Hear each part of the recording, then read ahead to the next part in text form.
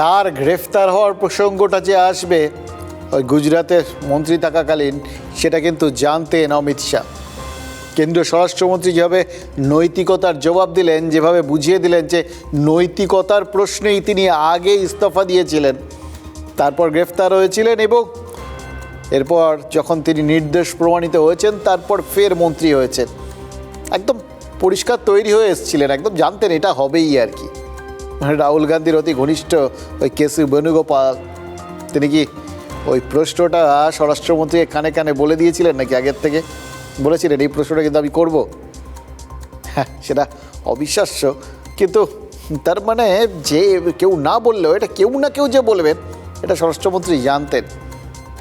যেরকমভাবে বাকি সবাই বিভিন্ন দলের লোকজন চিৎকার চেঁচামেচি করছেন, তারাও কি জানেন যে তারাও কোনো না কোনো সময় এরকম একটা পরিস্থিতিতে পড়তেই পারেন? সেই জন্যই কি এত হইচই। আর দেখুন, মানে সব কিছুর একটা হোমওয়ার্কের ব্যাপার থাকে। তো যেভাবে বিলটা যৌথ সংসদীয় কমিটিতে পাঠিয়ে দিলেন, তাতে তো এটাও বোঝা গেল এটা একটা পরিকল্পিত পদক্ষেপ। একটা কৌতূহলের উত্তর এখানে পাওয়া গেল। অধিবেশনের একেবারে শেষ লগ্নে এই বিলটা নিয়ে আসা হলো কেন? যাতে পেশ করেই বিলটা এরকম যৌথ সংসদীয় কমিটিতে পাঠিয়ে দেওয়া যায়।